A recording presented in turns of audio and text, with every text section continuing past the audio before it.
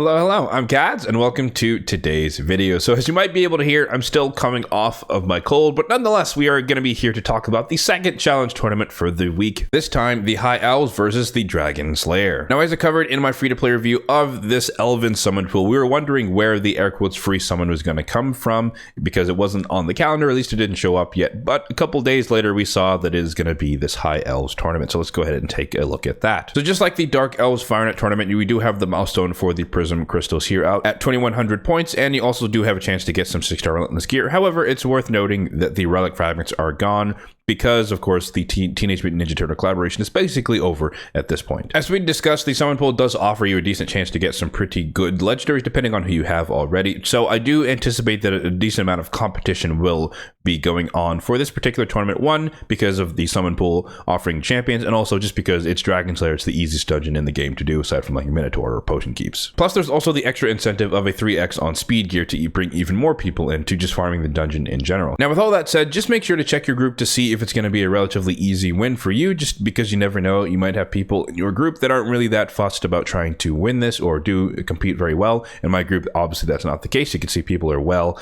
out in front, and so I personally don't expect to place very high in this, but I will be going out there to at least to the 2100 points to get myself the Prism Crystals. Popping into the dungeon itself, let's talk about the best stages to farm. Now, given that this is the Dragon's Lair, again, it's the easiest dungeon to farm, you could definitely venture into hard mode if you so chose, provided that you have enough support / sustain and damage to get through the waves and the boss. But as always, because we're limited to one faction, I do recommend that you probably try this on normal mode instead. In which case then, farming stage 25 would give you the best gear quality for normal mode, stage 20 would give you the most efficient stage, i.e. the best points per energy spent, and if all else fails, stage 16 is available, it's Void Affinity, it's much easier to farm, and you still maintain a chance to get 6-star gear. Now in my case, I'm going to be farming stage 20, mainly because I'm just lacking a lot of like really solid wave DPS, or just DPS in general, so it's been really tough for me to get through the waves, particularly in hard mode. Faction Wars is where my mind is kind of at, so I know that will translate as well to a High Elves exclusive team for Dragon. So I'm just opting for the easiest experience for myself, and then of course in my case my only debuffer in the faction is Magic Affinity, so stage 25 is just not going to work. I'd be running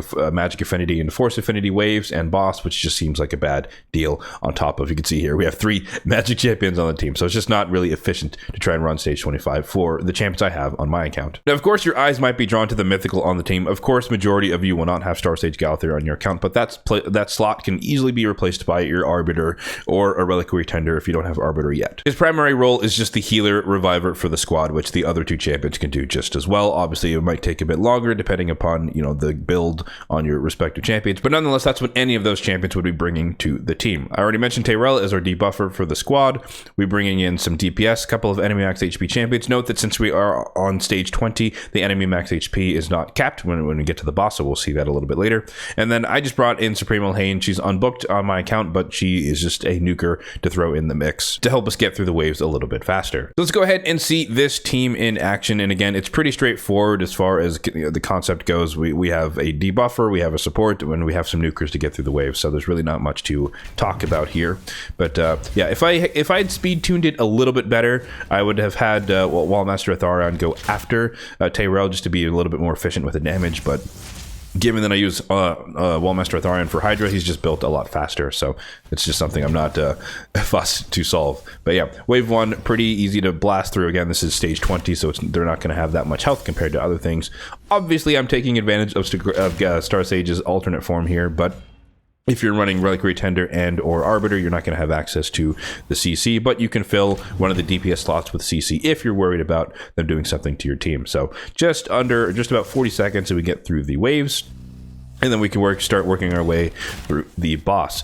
So the one thing here is that Tyrell's cooldown is a 4-turn cooldown, so I just have him not use the decreased defense on wave 2, just because by the time he gets it back to it, it's going to use it when like 1 minion is alive. It's just a waste.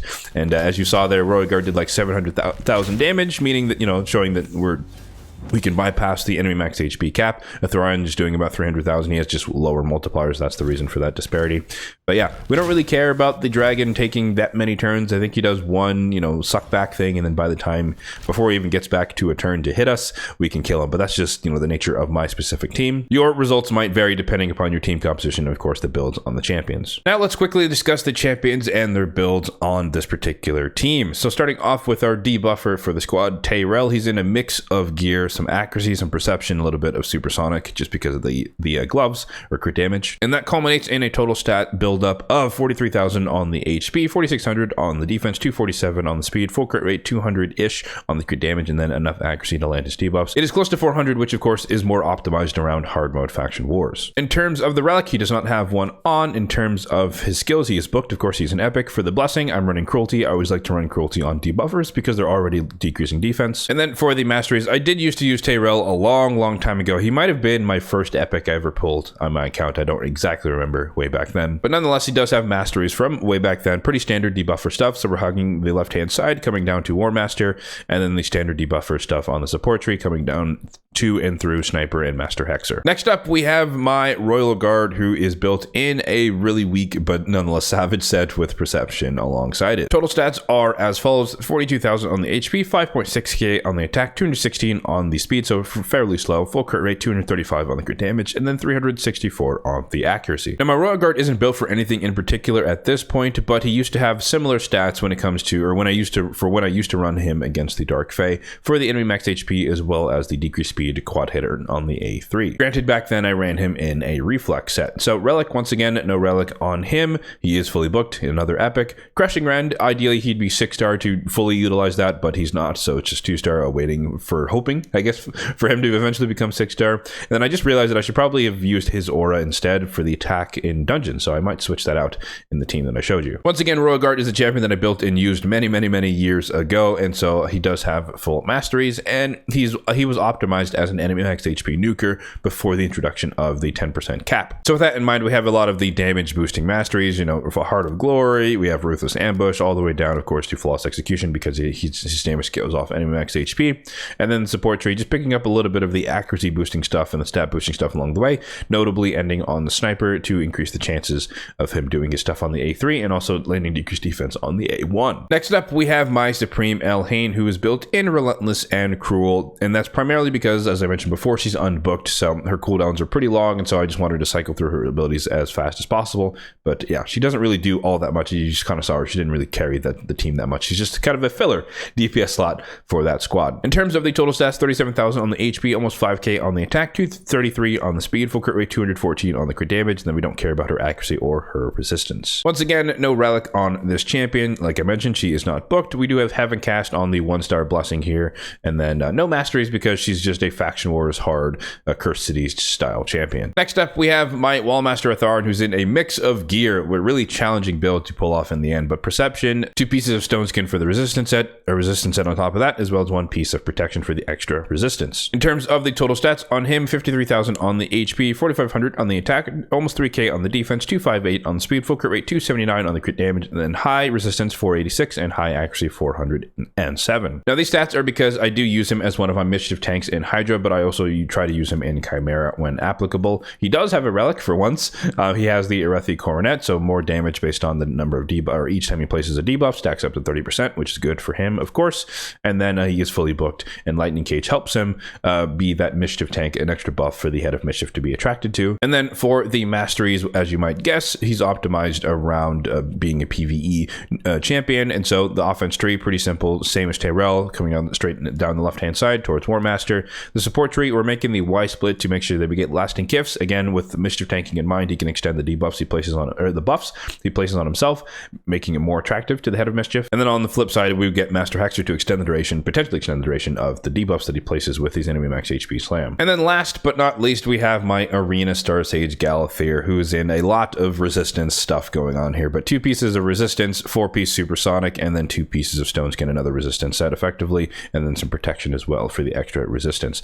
All of that culminates into the total stats of 98,000 on the HP, 3k on the defense, 324 on the speed, so he is one of my fastest champions, specifically in this build, nearly 700 on the resistance, and then 200 on the accuracy. He is the other champion on the squad who happens to have a relic on him, so I do have my Soul Wand of Submission on my Galathir just to protect him from CC. His resistance is high, but I noticed that at least in practice, he definitely gets CC'd a fair amount just because it's a lot easier to build high accuracy than it is to build high resistance. So the wand still does come into play to save him here and there. In terms of the books, I do have him booked on both forms. I'm not going to transform him, and unfortunately still don't have a blessing for him, so still hoping that one day that will change. And then in terms of the masteries, we're obviously indexing more into the resistance with Unshakable. We're getting a lot of the tankiness stuff on the defense tree. We're going the anti-Siffy route, where if you don't get perma-slept by going against a Siffy, because you might have a chance to get the block debuffs after she sleeps you. On the support tree, a little bit of the accuracy and stat boosting stuff, but notably ending on Spirit Haste because he's a reviver.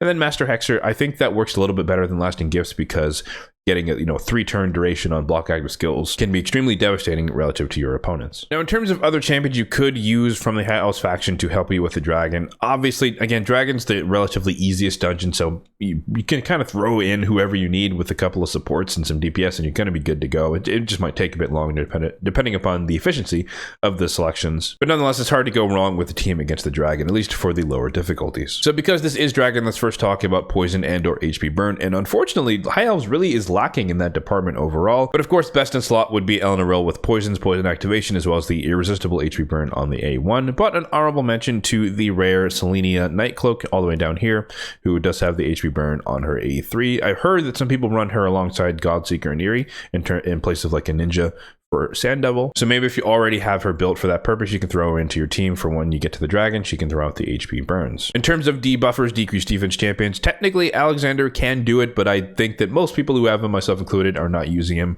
It's basically a Tayrell if you don't book him, and I definitely don't recommend you book him, so he's just not really worth using. Royal Huntsman also has AoE decreased defense. Granted, he has a different affinity than magic, so that he can help you tackle different stages potentially if you do have him. But Eleanor is probably the best in slot because he has decreased defense and weaken, and he's void affinity, so he works everywhere. For general purpose supports, if you're really struggling to stay alive, then Shirmani can come in to play with the AoE freeze. Lonatheral has a nice shield, and the ally attack can be useful. Deliana can bring in block buffs, as well as the leech, so you can heal up your squad. Arbiter, of course, as we already mentioned, can be useful reviver, healer, increase attack as well to power up your nukers, depending upon who you've chosen. Skiramis is a pretty cool CC champion with the affinity-friendly AoE provoke that just gets placed, alongside a counter attack which synergizes with his A1 to potentially stun the enemies when they attack him, because of course they're provoked. Ethlin the Golden, he's technically more of a nuker, but he does have AoE block active skills, so that can be another form of CC for your squad.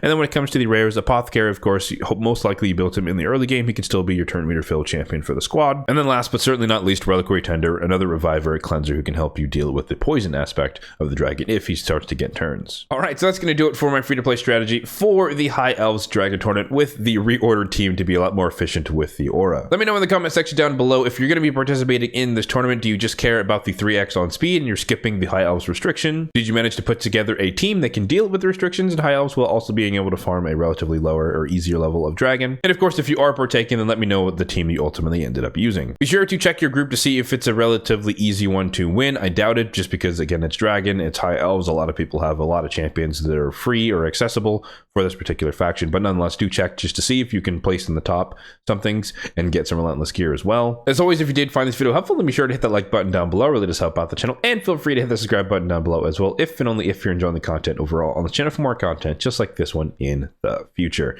Thanks for watching and have a good one.